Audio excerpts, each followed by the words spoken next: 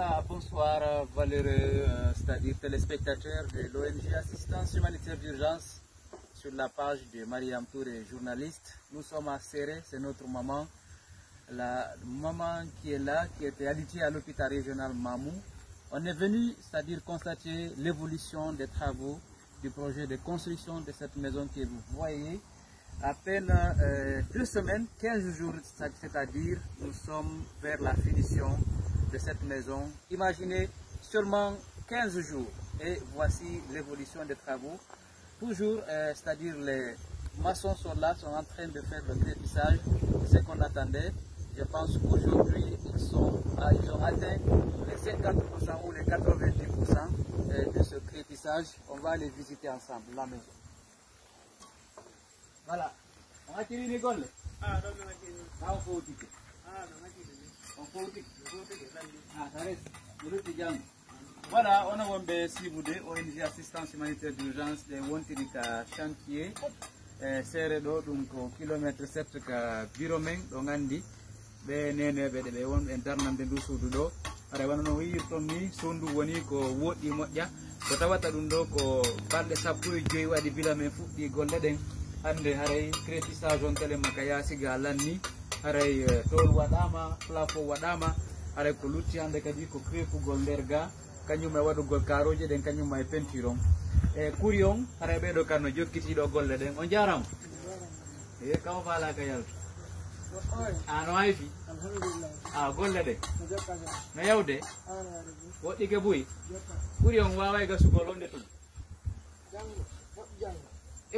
fabbi jango ene ko étage fallo wadde ne garanti ha garanti ah okay garanti awa wana wondo yirde ni do ko kuri on do kadi woni ko woddi maître on jaram alhamdulillah alhamdulillah to bafe den kadi on lengi de fu dere ba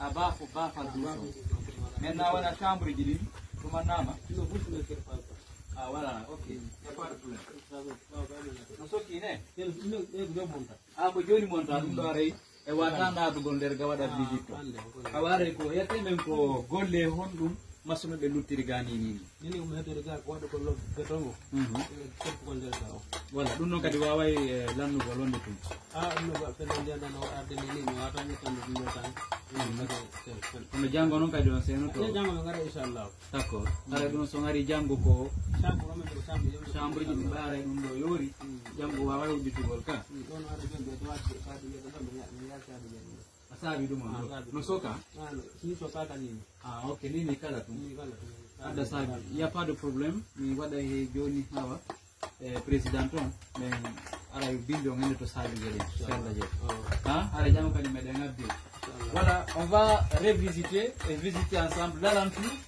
voyez ça c'est voilà vous avez vu ça c'est la terrasse et puis le plafond est déjà fixé ah ouais. Les portes aussi sont fixées les fenêtres ça reste maintenant les portes de la douche et de l'intérieur. Donc, si on dit non, si on dit oui,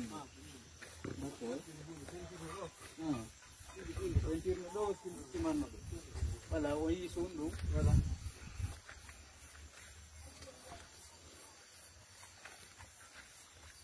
Ah, c'est bien ça. Ouais. Alors, douche, fenêtre bouton. Hein? Fenêtre bouchon et bafal bouton. Ah. Ah. Montagne. D'accord. Ça marche. D'accord. Ok, on va se retourner. J'ai vu la maison, voilà, à peine 2 semaines. Vraiment, c'est du jamais vu, hein, ce que l'ONG Assistance Humanitaire d'Urgence est en train de faire pour les personnes vulnérables. Parce que nous œuvrons dans ce sens. C'est l'objectif de l'ONG Assistance Humanitaire d'Urgence, comme le nom l'indique. C'est juste assister les personnes qui sont dans le besoin. Vous avez vu la maman là qui était dans un premier temps sur les rues en train de mendier. Aujourd'hui, elle est à la maison. Et hier, elle était à l'hôpital. Elle était alitée là-bas, mais hier, par la grâce de Dieu et le soutien des partenaires, et des revenus à la maison. Ara économie holliri on non nene ɓe on e tarnante ɗo ɗo andi ɗe balɗe ɗo fof ari ɓe ka labtani ɗum ɗon haare woni koɓe hewtiti e ka suudu hanki men artirnoɓe ga ɓay haray docteur ɓen holluno haray ɓe wawi artude ga ɓe continue ƴettugol lekkele maɓɓe ɗen haray e woni ko nawnare nden hakkindi haray woni ko ɓe acciti ɓe anda haray suɓe ga nene assalamu aleykum eyo no hayfi eyo waltike seeɗa ka waltike boy awa ibrahima ay fof woni suudu ɗo ɓe woni e mum abbo ibrahima mi wattanaɓe mi soro hayfi ka awa habbe itten ɗum on nene mariama no jam o ara e janngo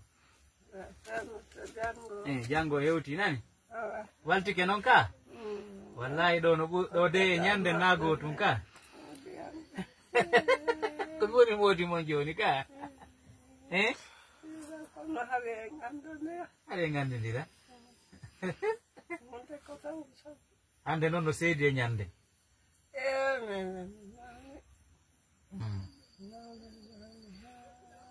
ɓay ko meɗen aran noon ɗon anni ankin artuɗen ankin ka on nafike ka on nafike lekki kin kadi on ƴetti alhamdulillah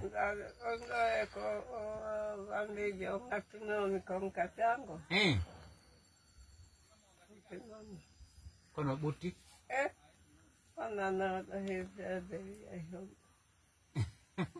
ko ñande Allah muyani won tigi o yaata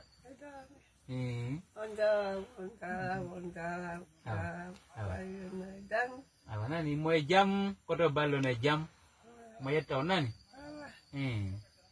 mo e jam nani koto baylo si Allah jaɓi so warti ɗo mais e jombanaymo ara on fo wona e ka suuduɗa kanko e ɓeygu makko wona ɗo ha si Allah muyi hokkorimo zurriya ara on yiya e taniraɓe mum ɓen ara ko koto baylo woni babe maɓɓe inchallah ɓen tori Allah yo Allah nawnan en ɗum ɗo amin amin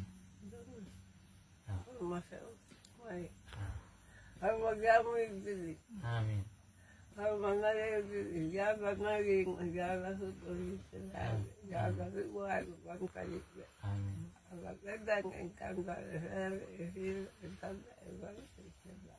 albarka nani ara men hewti janngo kadi nani se Allah jaɓi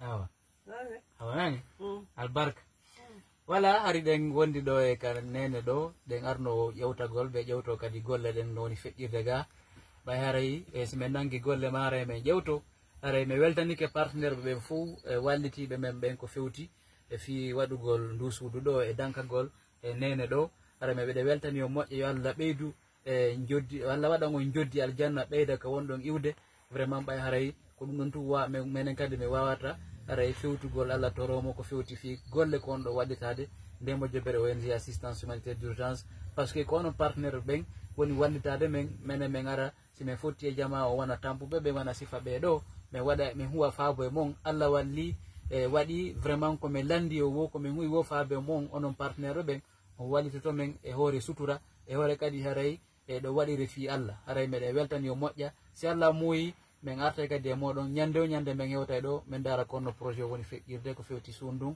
e darta kadi nene ɗo ɓe haray kamɓe tuni ka suudu ɗo anda ko honno ɓe fewdori ɓe haray nana e fuɗɗagol accita hunden ko yawgol ha si Allah jaɓi joofina on weltanama